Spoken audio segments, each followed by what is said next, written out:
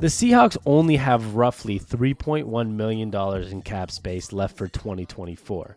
That is without their draft picks and their practice squad.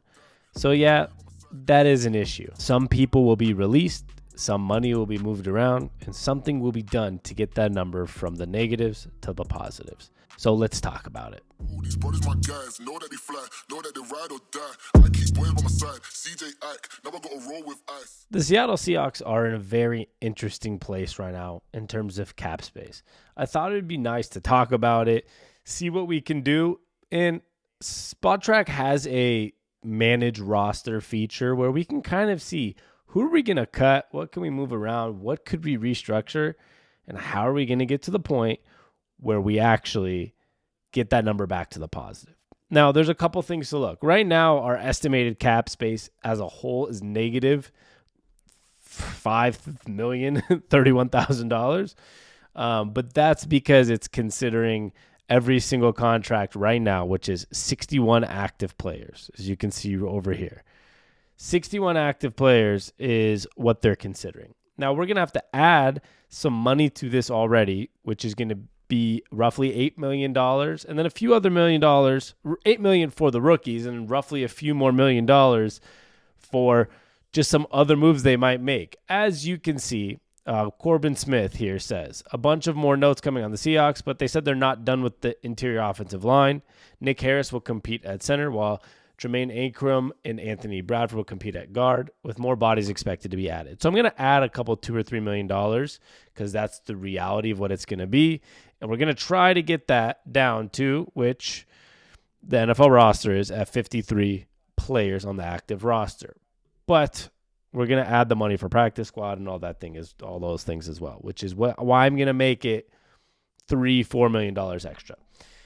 So we're going to have to move a lot of these around, but right now the top 51 cap space, we're still above in the positive, which we have to be at $3.1 million. But here's how we're going to make it all work. Obviously, we have a lot of big numbers on the books. None of these guys are going to be moved around most likely unless we do a restructure or there's some blockbuster trade that we do not know about. But now that this is all updated, we can go manage the roster. So let's see how we do this. We're going to have a position count. We're currently at negative $5,000 or $5 million. Sorry, I wish it was 5,000. That'd make this very easy. And you can see we have all these here. Okay. And then we have the dead caps and all that. Before I finish managing it though, let's remind ourselves that here's our projected draft pool cap. So if we keep every pick the same, which I don't think we will, we're the Seattle Seahawks, but as of now, this is the only information we have, so we're going to play with this because regardless, whether it's 8.4 million or if it's 9 or if it's 8, we're just going to meet in the middle, and I'm going to put it at 8.5 because it can go up a little bit if we trade up. It can go up down a little bit if we trade down, but I'm going to put it at 8.5 or 8.4 million when I add it in. And then, like I said, I'm going to add another $2 or $3 million for practice squad, however you want to divide the money, whether it's bringing in another offensive lineman like we say we're going to do. It's going to be just one of those things we have to mix in, right? Fair. So let's manage the roster. Now, you guys are going to be confused for a second. I don't need you to be confused. Just hear me out. How we're going to start, because we do not have that $8 million yet, I'm going to put Quandre Diggs and Jamal Adams back on the roster. They are not on the roster. I'm not saying we're going to sign them. I am putting them back on the roster to put the fake money for the players that I said are coming in. It's the only way to do it on this. I'm not going to put, Brady Russell. You might forget that he's part of this. I won't forget these two guys. Quandre Diggs, I'm going to put as the 8.5 million that we promised for the rookie draft class. Okay? That's what Quandre Diggs is. He's not back on the team for the 50th time, just in case. I know how the comments be. I'm going to put $3 million. This would be on Jamal Adams. This is practice squad, additional maybe $1 million here or there that we get for a lineman. As you can see, earlier when we brought in like somebody like Jermaine Ankrum, he's at $1.1 million. So if we bring in another piece or two, they're probably going to be in that $3 million range with some practice squad guys, et cetera, which puts us right now at a beautiful minus $16 million in cap space. What do? We say.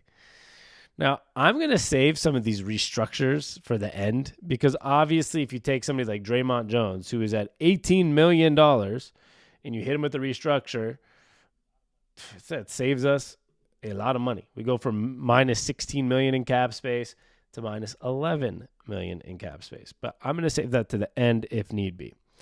I'm not going to move the Quandre Diggs one because he's a rookie class. I'm not going to move, of course, like I said, the Jamal Adams one right here because this is the Jamal Adams money that I am claiming for everything else. Now, let's go through the reality of this, right? We're trying to get it down to 53 players, which is going to be kind of unrealistic because some of the rookies are going to be on the roster. Some are going to there's two of them, I guess, extra right now, but some are going to be practice squad. We don't know exactly what's going to happen. But the way this is going to work is they're probably going to trim a lot of the fat from the bottom. I'm going to say, for example, a lot of these bottom guys, right here, Bumpcase, Boykin, all gone, and start trimming some of the fat. Because with the draft picks, if you're going to go in the draft and grab another safety, maybe grab a corner, grab whatever, you're going to cut the bottom end guys or have them on the practice squad. So we're just going to start cutting. Mike Morris, I won't cut because I think he's one of those rookies from Michigan. They're intrigued by him, in my belief, because Mike McDonald, he's from last year's draft class. He just got hurt. But receivers, I think we could just take a late round guy for cheaper than this if we want an extra guy or put him on the practice squad. We're going to cut Drake Thomas, Okada, Patrick O'Connell, gone. And now is when we start to get tricky. We're going to drop Chris Stoll, and we're at $5 million. Now, a lot of the rest of these guys, you can see the names are people that are not going to go. Okay? Now, that's when I look at somebody like right here. $2.9 million for John Rattingan, however you say it. I know I always mess it up. Somebody in the comments taught me how to say it, but I'm still having trouble. Go draft a linebacker instead of paying a $3 million cap, $3 million on the cap space. That's a lot of money for here. So let's cut that. We're down to $2 million already. We're only negative $2.4 million. And this is where things get interesting. If you ask me, I think there will be one surprising cut. Maybe not surprising, but somebody that you didn't expect to get cut that got brought back, like a D. Eskridge. That saves right there. What is that, 400? No, 1.4. So I think off the cap he saves, what is it? He'll save almost $1 million on the cap. And then you have somebody like Darrell Taylor. And I think that's the guy. This is going to be one of those, if they get another outside linebacker, somebody on the edge in the draft, that might be a guy. They brought him back right now, but if they can release that, you're in the positive at $622,000. And so this is how it works. I mean, at the end of the day, I just refreshed it. That was a mistake. But at the end of the day, we got to the positive, right? And then you start looking at other things. The number's not going to be accurate now because it refreshed. But once you're at that extra couple $1 million, you start to look at guys like Draymond Jones, who you see the big difference there. Draymond Jones restructuring his base salary saves you almost $6 million. Restructuring somebody like Nwasu saves you only $1 million. They probably won't do that. Noah Fant just signed. They know what they're doing with his.